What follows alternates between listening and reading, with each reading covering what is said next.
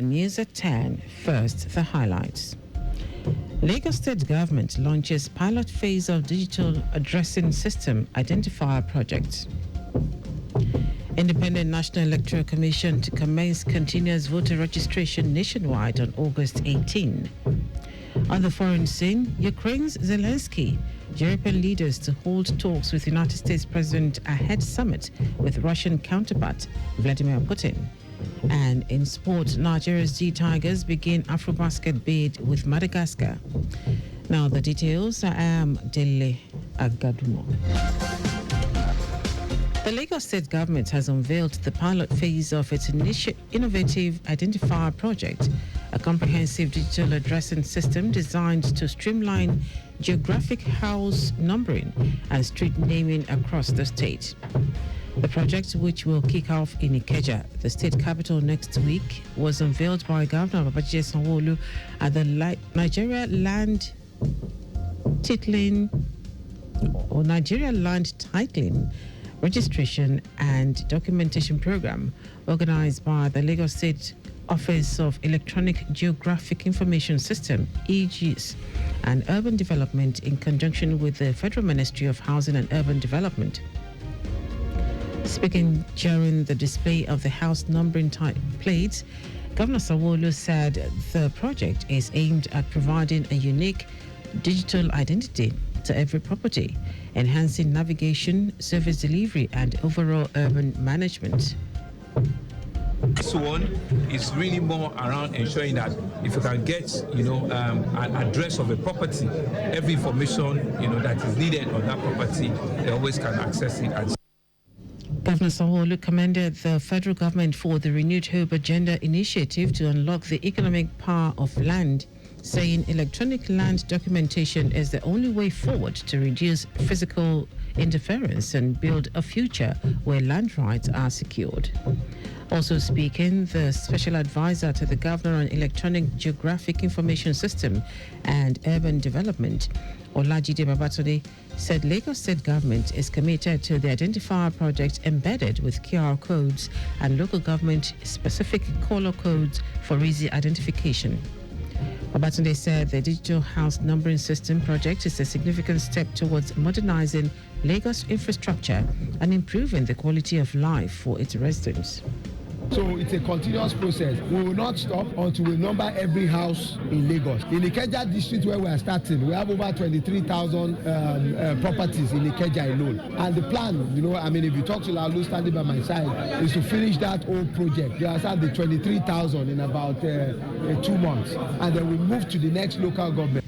Speaking earlier, the Minister of Housing and Urban Development, Ahmed Dangiwa, who announced plans to improve land title to 50% in the next 10 years as part of the efforts to unlock the economic power of land in Nigeria, said over 97% of land in Nigeria is not formally titled, limiting its use as collateral for loans and its value in property transactions.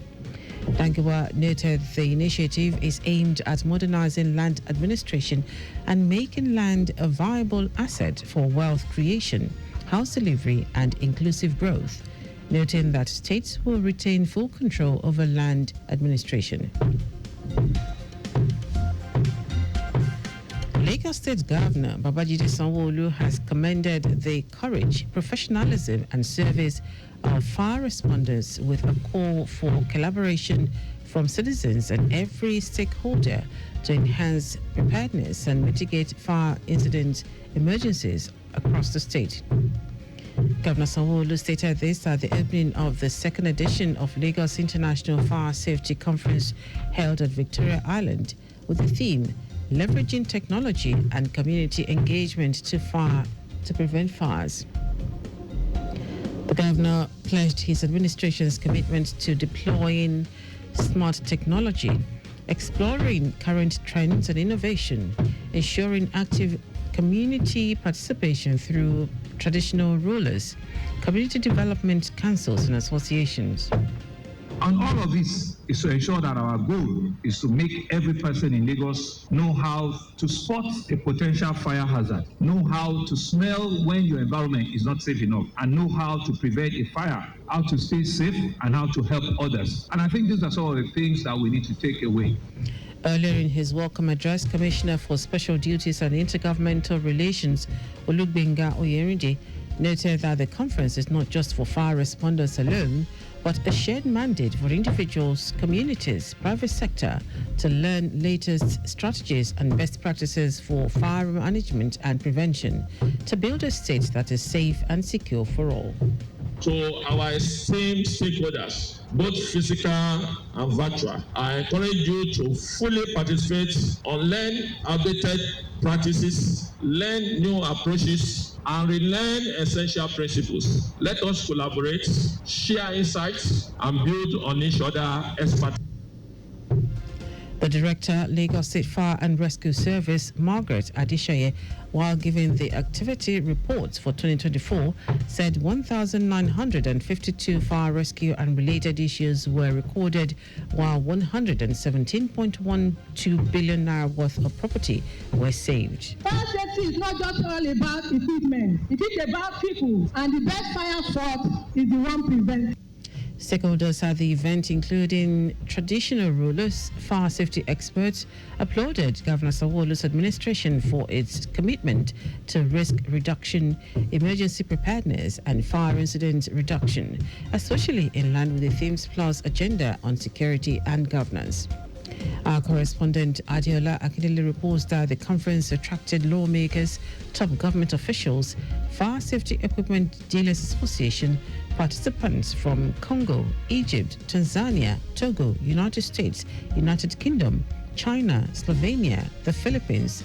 Other stakeholders who joined the conference to synergize on conversations around fire safety.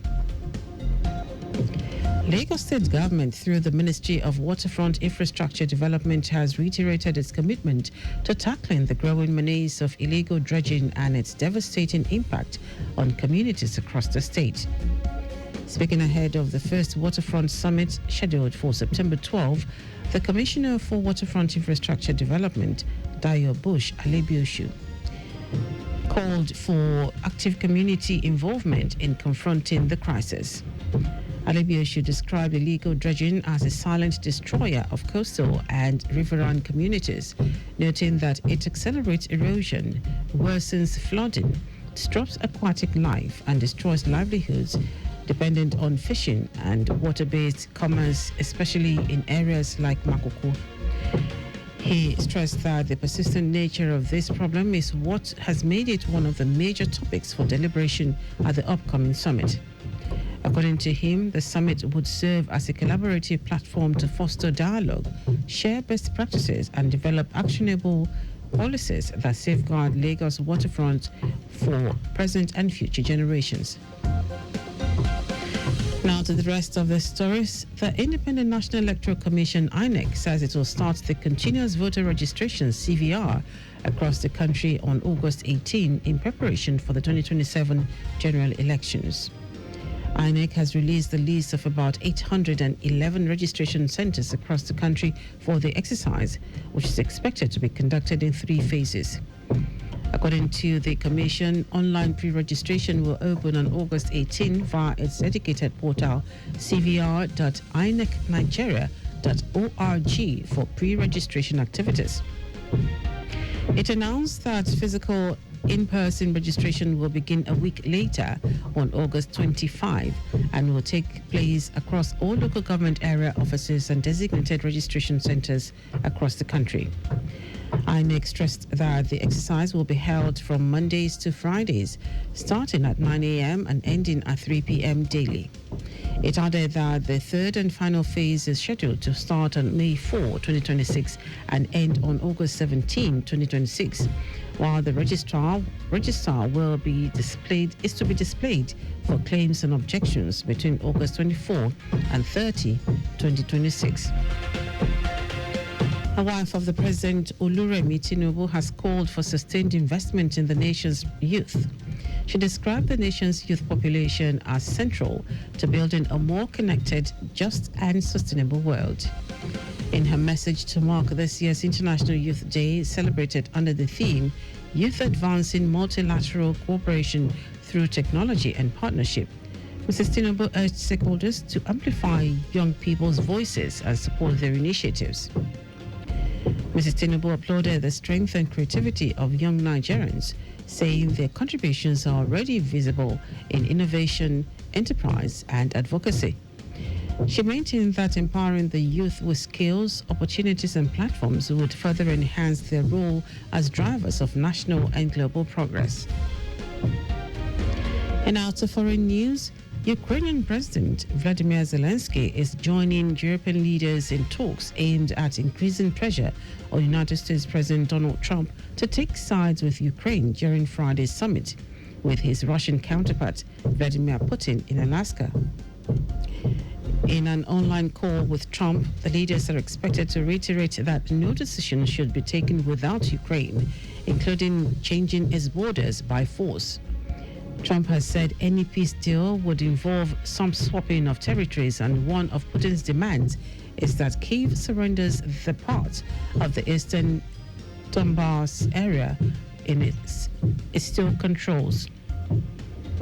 On Tuesday, Zelensky said such a concession could be used as a springboard for future attacks by Russia.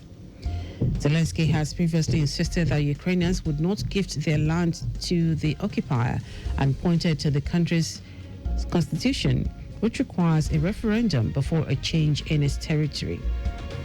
In our sports, Nigeria's quest to claim a second continental men's title in history will begin today when the senior men's national team, the Tigers, square up against Madagascar in their opening Group B fixture at the 2025 FIBA AfroBasket tournament in Angola.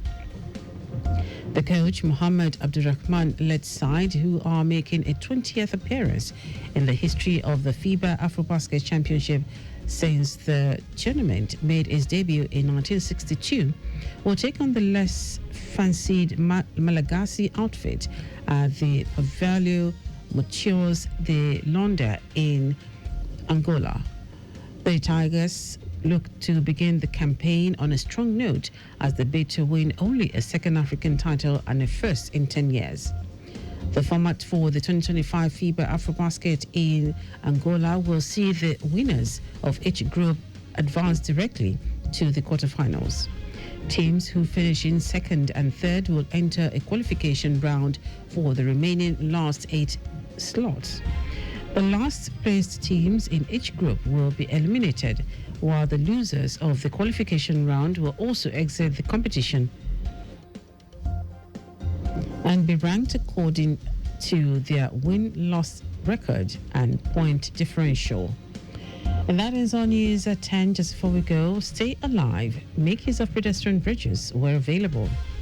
You can follow us on like all our various social media platforms: X at Traffic Radio 961, Facebook Lagos Traffic Radio 96.1 FM, Instagram Lagos Traffic Radio 961. Subscribe and watch news and programs live on YouTube at Traffic Radio 961. Visit our website on www.trafficradio961.ng. You can also listen to Lagos Traffic Radio 96.1 FM live on My Lagos app for timely updates. Did you know that the Sanwo-Olu administration trained 250 residents in an entrepreneurship and mentorship program? You can get more details on the Lagos State Government website. To end the news are the highlights of the major stories. The Lagos State Government has unveiled the pilot phase of its innovative identifier project, a comprehensive digital addressing system designed to streamline geographic house numbering and street naming across the state. The Independent National Electoral Commission, INEC, will start the continuous voter registration CVR across the country on August 18 in preparation for the 2027 general election. We also told you that Ukrainian President Vladimir Zelensky is joining European leaders in talks aimed at increasing pressure on United States President Donald Trump to take sides with Ukraine during Friday's summit with his Russian counterpart Vladimir Putin in Alaska. And in sport, Nigeria's quest to claim a second continental men's title in history will begin today, when the senior men's national team, the Tigers, square up against Madagascar in their opening Group B fixture at the 2025 FIBA AfroBasket tournament in Angola. For contact with the newsroom, send a message to info@trafficradio961.ng. That is the news broadcast compiled by Abiola Fabulagun. I am Dele Agadumo. Good morning. Thank you for listening.